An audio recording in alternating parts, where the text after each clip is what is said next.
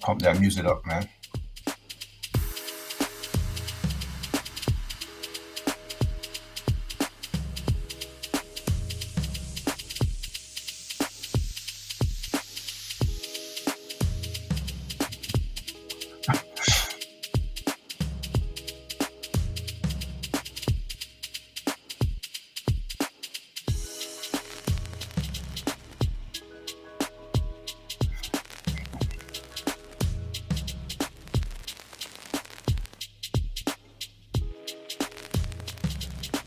Back in the days, I would be probably priming up, getting ready to hit the streets.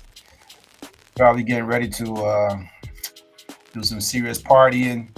But tonight, I think I'm just gonna reflect on a year, on what a year, man, it was for me, and also for just setting things straight.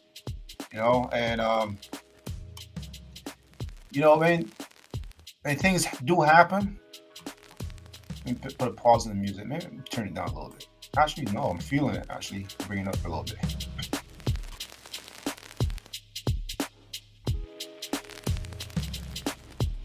No, I'm not drinking. I'm just feeling really nice, feeling really good. You feel good, you gotta let the world know that you feel good, It's another year, almost. 2024 still here. A few more hours in North America, and it will be 2025. That being said, some of us are not alive. We're still here.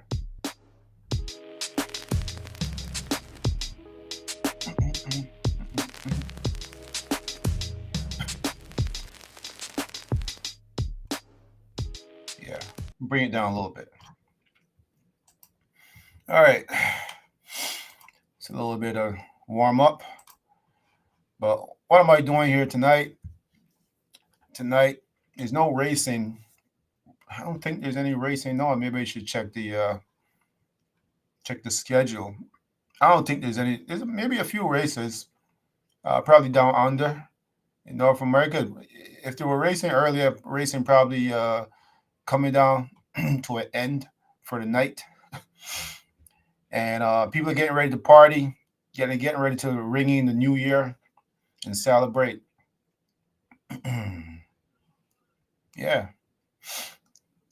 But what I'm here for tonight really is to wrap this year up and give thanks to the Almighty and give thanks to all the subscribers who've subscribed to the channel, making the channel very active. Thank each and every one of the subscribers so far, just for keeping this channel active and keeping it really creative in what my vision is like for this channel. You'll be seeing a lot more things as I go on, try experiment with a few different things, just to keep everyone excited about the channel. You will see here and there a few tweaks and surprises and a few things, just to perk it up. And that's just my way of saying, you know what, we got to do things, change things up here and there every now and then. But what a year it was, not only for me, but for many other people.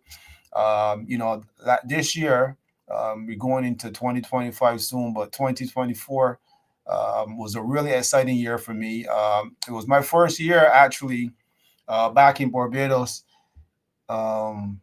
witnessing racing at the Garrison Savannah. and it was my first one since probably the 80s, I believe it was. Let me just check something here. Okay, it looks like it's good to go. Yeah, since the 80s. And it was real cool just getting there and just catching the vibes, hearing all the excitement from the people who love the sport of horse racing.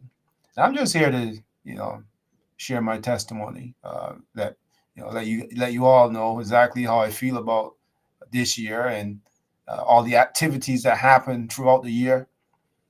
Um, so yeah, so back to Barbados and back to the beginning of the year. It was real cool, really exciting for me.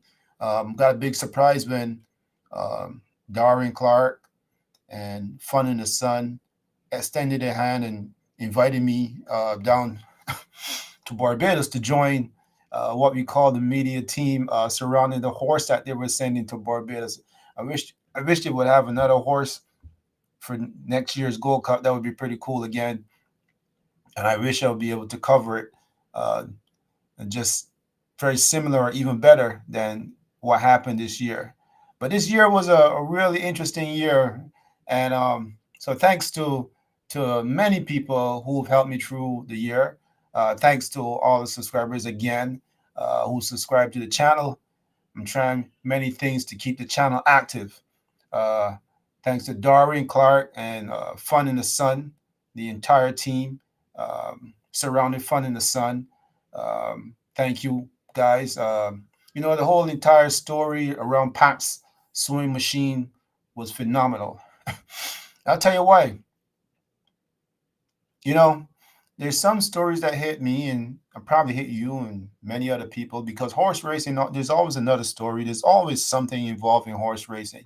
You can go any day at the track and you can pick up a story just like that because the horses really invite people to create stories around them or even themselves, just the movement of these horses and how they started to where they end.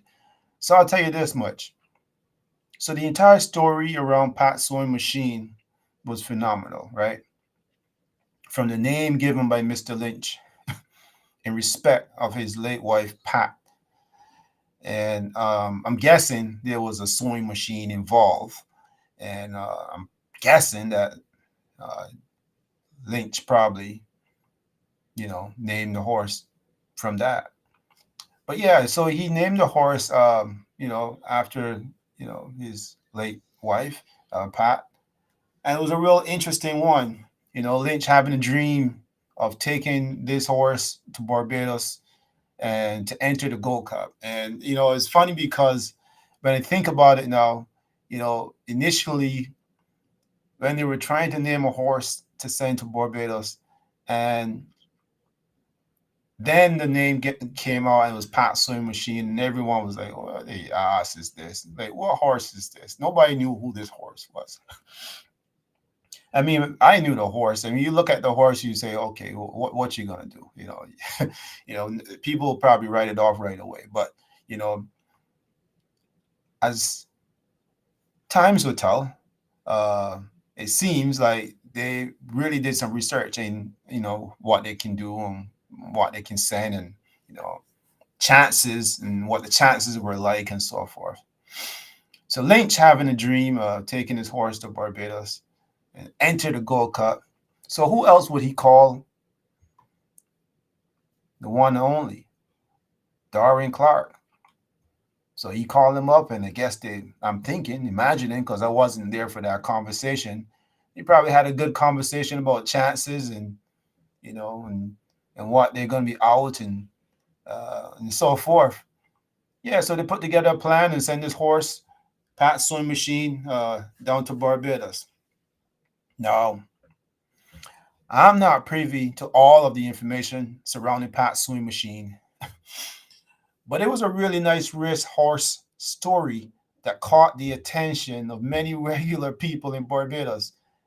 And while I was there for the Gold Cup, I got to witness all of this information, which to me struck me the most as really interesting. And I'll tell you why. Let me tell you why. I'll tell you why because the old women I don't know, maybe it was the sewing machine part, but Pat sewing machine. The old women and the little children, they were the ones that had the loudest cheers for this horse. You know, everywhere I go, and I'm talking to little children, I'm talking to the grandmas who's at home sitting down, not doing much, and I say like, "Hey, you guys interested in the Gold Cup?" And they would be like, "Yeah, yeah," you know, and then they would start telling me about who they like, which is Pat Sewing Machine. Now I don't know like if it was media, I don't know what it was that got the name out there, that the public just caught on to Pat Sewing Machine.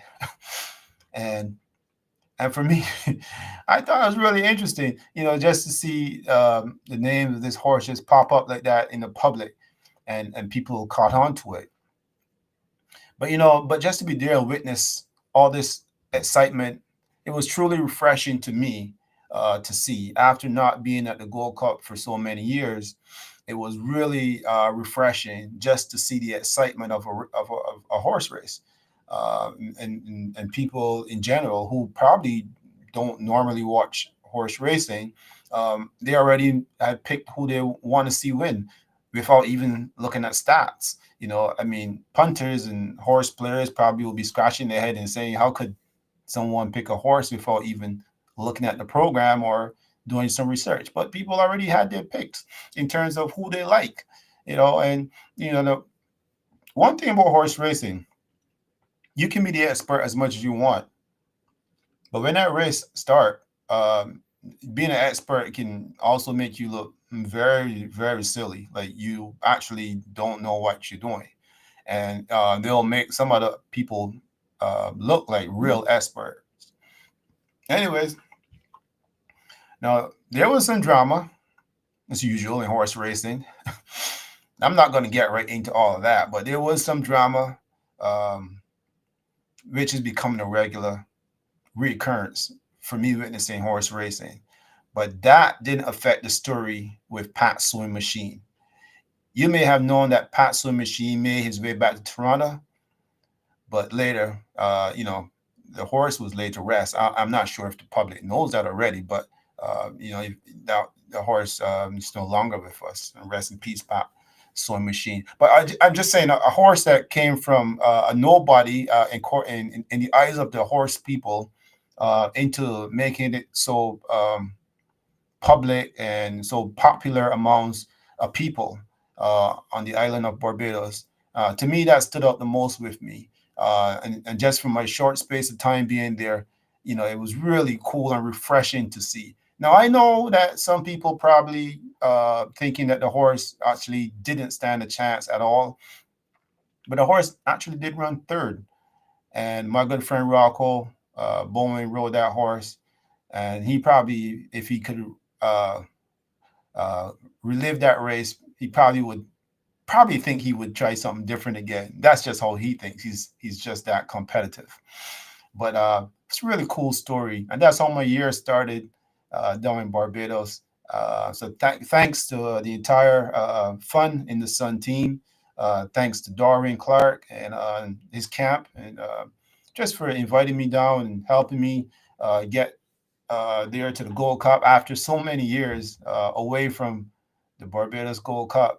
It was real cool just to be there. I met so many people. You know, I just saw something completely different. The excitement, the atmosphere, the buzz, the people. I mean, real people that everybody has an opinion. It was really cool. Just a joy for me to watch. I mean, for the most part, I probably was like a little bit tired because, you know, I just you know just the heat and everything. I had a headache actually. It could have been heat, you know, for the entire weekend. I tried my best to do my best to get around and stuff and put a big smile on my face, but the headache was really on, and but you know it was real good and I enjoyed that. So the next one I'm at, hopefully next year. um, let's see what I can do. I think it's going to be special. Yeah, I think so. Now I also have to let me go back here and relive some of these moments. Uh, relive some moments here. Let me do something here. I think I need to get this back again. All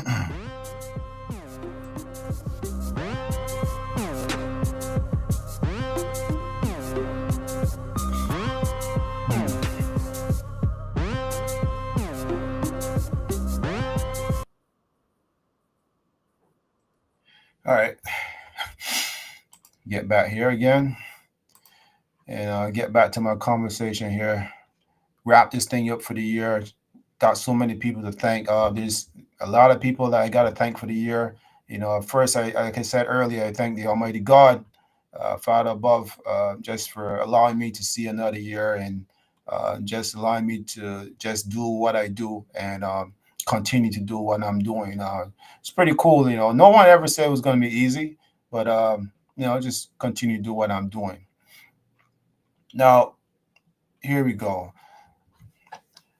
Now, I have to thank my friend Jockey Rocco Boeing for sharing his path as he continued to seek greatness. The kid is amazing. Call him a kid, but he's a grown man already in his 30s. But for me, I'm a lot older than that, so I call him a kid. I got to thank him just for allowing me to see a little bit into what he sees. He truly is a wonderful person, and I was privileged to meet his mom and dad and some other family members while I was in Barbados. Now, touring with Rocco, it taught me a lot because this man is surrounded by a lot of family, a lot of family. He's doing some wonderful things. He's always on the phone. He's always keeping track of the next person, always in contact with another person.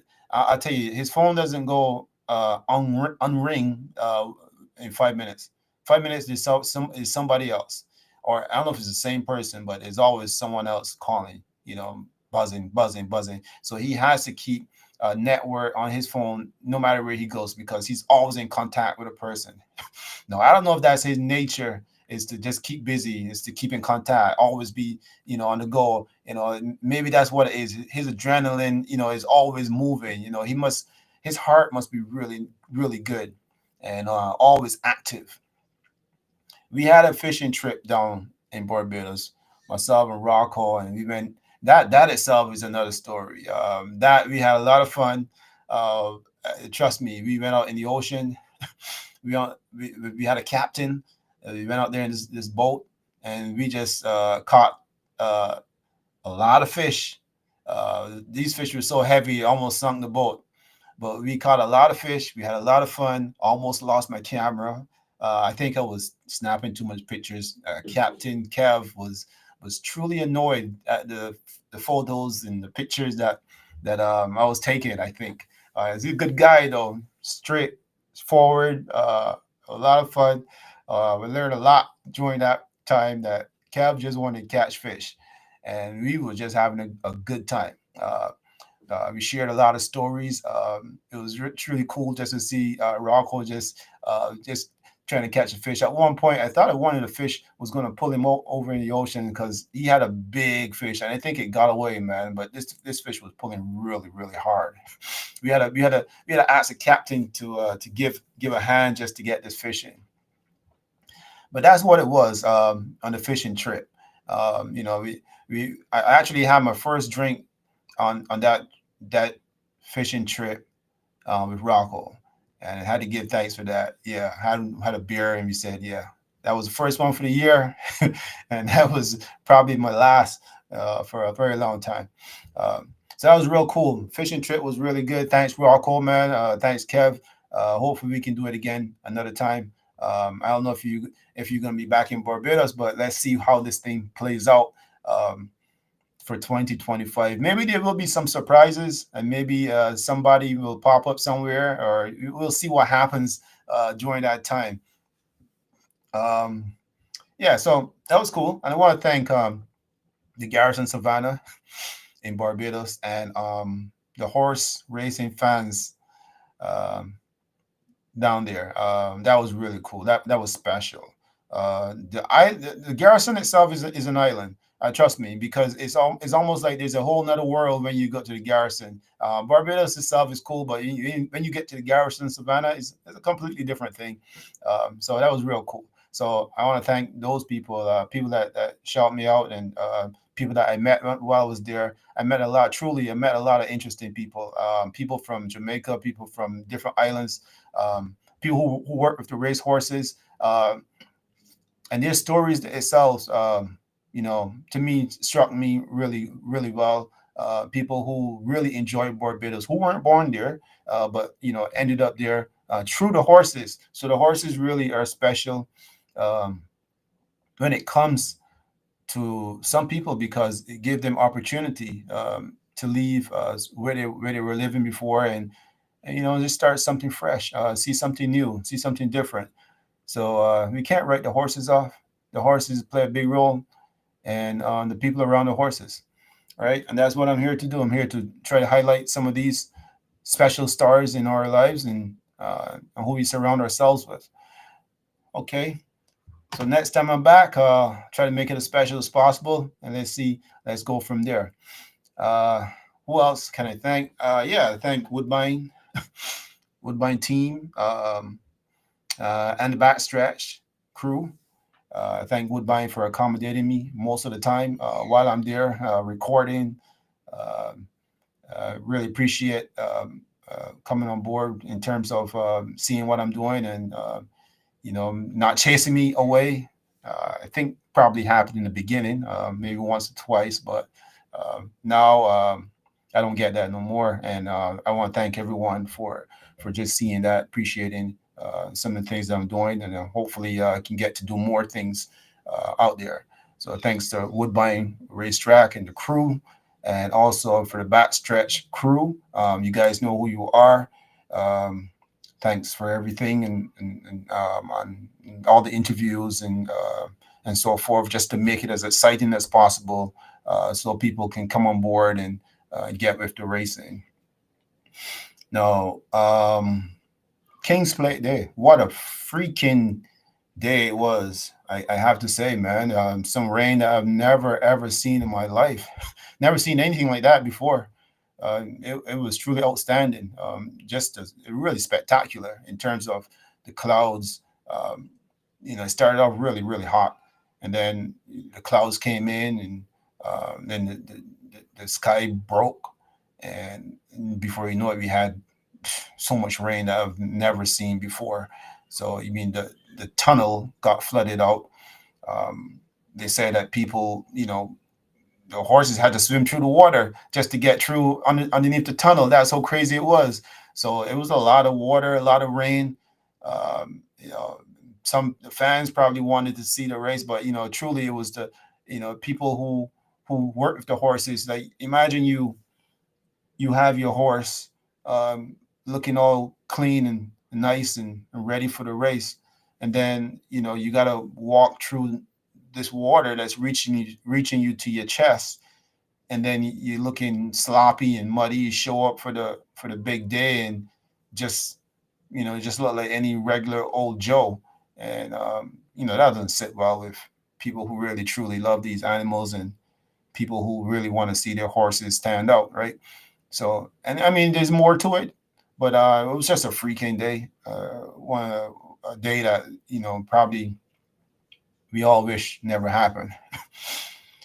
Yeah, so that was that, and never seen anything like that. But the race did eventually run, and Caitlin, her greatness, showed her greatness, and truly made my guy Troy Garnett, who was the groom for that horse, really happy.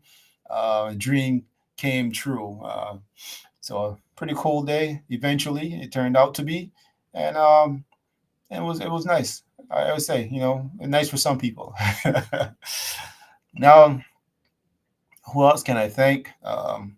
Thank Thistledown Racetrack and the crew for allowing me to come down there for the second time, actually. Second time in 2 years. And I got down there, I saw some familiar faces, and that was really cool. I enjoyed my time down there. Met lots of people. Met some more people. trying to grow the brand in terms of getting it out there so people can understand what I'm doing.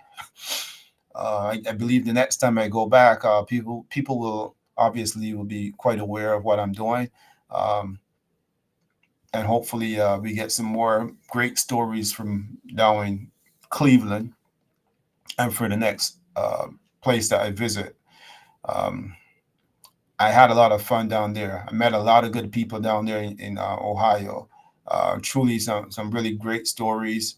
All of them I can't hear, and I wasn't going to do that. But really good stories and good people. Um, so yeah, so thanks Rocco and crew down there in Ohio. Thanks for accommodating me and my guy Michael Jockey, Michael Pottinger. Thanks for allowing me to come in your premises and accommodating. Yeah, appreciate it. Thank you. You'll hear a lot more from Michael Pottinger too as we go on. You'll see his interview tomorrow, premiere it tomorrow. He's going to be the first guest for the year, and you'll get to hear a little bit more about this guy. Truly new jockey on the scene. He's an older apprentice, hailing from Jamaica, and he's already got a few wins at Mahoney Valley. He's hoping to extend and get some more wins underneath his belt. The year has come to an end, so he's stuck at whatever he has. But next year, he's looking to do better things. Hopefully, he's injury free and he'll be ready to rock and roll in the US of A. Now, here's another interesting story. Um, Ryan Brewster, what an amazing story. I got to thank my friend Shakers for putting me onto this story. But what an amazing story with an amazing horse with Wicked the Django, and his run to winning uh, his first or we'll say his first Grade Two victory. And you got to check out the channel. Check out my channel and see what I see the story I did with Ryan Brewster. You will see what I'm talking about. Just to get to that point of winning a major race with a horse probably which was discounted. No one probably think that the horse would do anything, uh, but just to see the amount of faith that the owner of the horse had with this horse from the get go. Always believe in his horse. I guess as an owner or a trainer, you should always believe in your horse, right? So just the way how he spoke about this horse, it truly had me on board too. And lo and behold, it did come true. What an amazing run to get to that last race there where he was able to capture a Grade Two, winning in flying style too. Let me tell you, if you see this horse run in his last race, you can't help but open up your eyes and say, "What an amazing horse!" So check out his story on my channel. Just go through it, browse as much as you want, and click on any amount of stories that you want to watch, and see the story behind Wicked the Django and Ryan Brewster. No, I can't go on and talk more without mentioning the story of Corey Jordan, and jockey who gave me a story which I really enjoyed because it just showed me a lot, taught me a lot too of what goes through the minds of some jockeys. Because here we are with a jockey who's striving, he's going to keep his weight to ride. He's going to be ready, but he still doesn't get those mounts. He still doesn't get the rides that he probably would like. He works his tail off. He gets a lot of good compliments from all kinds of people. I've noticed this in my go abouts at Woodbine, at the back stretch, and from hearing from people. Makes me wonder, but I'll save that for another time. But here we are with a jockey who maintains the weight and keeps it and keeps ready, still doesn't get the rise. Um, in jockey world, I'm not sure what it takes to get you rise and so forth. But what an amazing story from a guy who's lost a significant amount of members of his family. Um, who held back a lot. And I'll tell you something. sometimes you got to open up in order for people to really truly understand who you are and what you're about. Sometimes people just see your face and think, perhaps, they have to draw an impression about you, from the get go. But sometimes you got to open up to one or two people so people can truly understand who you are and where you're coming from, what you're trying to achieve, in order to succeed. Sometimes not everyone's going to get it, but some people probably will. And just sharing that story and sharing the stories will help a lot. So I want to thank Corey Jordan, just for opening up a little bit. I probably put him a little bit outside of his comfort level in terms of opening up, and he was able to share his story with me. So again, appreciate that and thank you so much. And there were many other stories like that. Some stories I didn't hear, but there were a lot of stories. And then there was also the story of Ten Harriet. And his story is another good story too. One of as he put it, one of the first black men, in terms of writers. I think exercise writer working at Woodbine Racetrack for a very long time. I mean, there's probably others that was there before him, but he's a little bit older, and his story goes way back to times that he can tell me a lot of stories from around the track. People should pay attention to these stories because it helps shape us and it helps to teach us and show us how far we came and how much further we have to go as people and for as horse people. All right. Also, there was the Colbert Braffett. Much respect. Um, you know, Colbert is truly an amazing story too as well. I like how he touched the platform, and I like his story. He said he writes, he's an exercise writer, but he said, "Look, man, I never wanted to be a jockey. Like most exercise writers, or most people working, grooms, trainers, they set out wanting to be jockeys and so forth. But Tan was like, yo, I didn't want to be a jockey. I just want to support my family. So that's another interesting story. So check out the channel, check out his story. That's Colbert Braffett. Check out Ten Harriet and check out Corey Jordan. And there's much more. So you'll run into a lot more. And as I went along, I end up with trainer Davin Giddens, who broke his Woodbine maiden on a horse. One of his horses was at 74-1, and that was he won his first race at Woodbine Racetrack. And immediately the trainer became a fan favorite just from winning at 74-1. So hats off to big up Davin Gittins, man. Doing what you do. I did a story with him too as well, and training out west. Eventually, he started training more of his horses at Woodbine Racetrack. I'm not sure if he's going to truly ever give up down there in Winnipeg, but he definitely have a string up here in Toronto, and I'll have to speak with him to see if he's going to concentrate more on Toronto or if he's going to concentrate back and forth like he did earlier this year. So we look forward to see what happens in the future. Who knows what the future holds? The future actually is tomorrow, which is New Year's Day. So we'll see what happens. All right. So moving along, I gotta thank Amplify Staples. Um, Much love, respect, Evan. Thank you for your support and the energy that you provided. It truly is refreshing. Thanks for all the support so far. You guys will probably see the ads, the spots, the sponsorship on the channel. So truly, if you're a horseman and you got good horses that you want them to look after, you can check it out. Check out the stable, Amplify Stables. Give Evan a shout and see where it goes from there. He has a lot of energy and lots of big ideas and big plans. So when someone so young has so many ideas for the sport and the business of horse racing, I would only have to say You have to pay attention because youth, I'm finding out, is the key to the sport survival. I spoke with Glenn Secura, and he has a big history, Hillendale Farms, and him, like many other people, have also mentioned that youth is the key actually for survival here.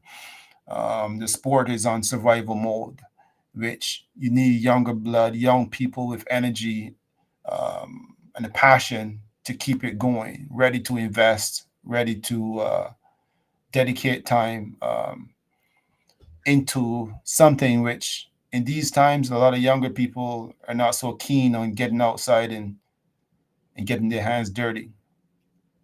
So, Evan, Amplify Stables, thank you. I got to thank Cam Haven Farms for allowing me to visit their farm and showing me a bit of their operation. It was really cool, truly amazing. It was good to see the Hall of Fame jockey, Gary Boulanger, who now manages the farm, hear a bit on his story, and I look forward to hearing some more. Truly a character. I love his interview. If you guys haven't seen it yet, please go check it out. It's real cool. Um, and he definitely has many more stories. So look out for more. I'll be back there. I'll be back there. Probably try to get some more stories from Gary. I'm sure he will have a lot more. He rode with some of the best jockeys out there, man. Really cool. And there was a lot of interesting other things that happened throughout the year. Um, the mile, you know, P husbands. There's been so many stories out there, so many good things happening in the horse racing world. um, I can't even go back to all of them. I would have to like go through my videos and just see what else was out there. But truly amazing year. I look forward to the following year, which is 2025. um, you'll see a lot of more stuff happening on the channel. Tomorrow is New Year's Day. There's a few races on, so check out the channel. You'll see some races on there. um, Check it out, man. You never know. It might have some surprises. Might have some picks. There's people who say they're experts, but I truly enjoy listening to all the reasons why horses will win and why horses can't win, and I really do enjoy that part of it. People really truly amuse me, as a matter of fact, with their ability to have such strong opinions on horses and what they do and what they don't do. Anyways, it truly was an amazing year. I want to thank you all for tuning in throughout the year. I want to wish you all the best and a really great 2025. I hope that you continue to support the channel. I hope you continue to introduce new stories. I hope you continue to do well in what you do. Don't let people hold you back because we got one life, and all the best for the new year. So that being said, it was a really awesome year. Really hope that you guys continue to shine and shine a light on the sport that makes every one of you great, and for the people who enjoy it, also amazing talent of these horses.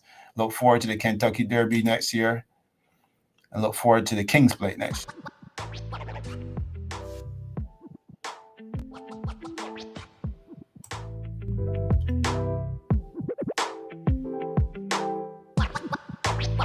All right, that's it for now. Just wanted to shout everyone out, and I know I can't remember all the names of people, so I'm not going to try. But thank you. If I cross your path or you cross my path, thank you.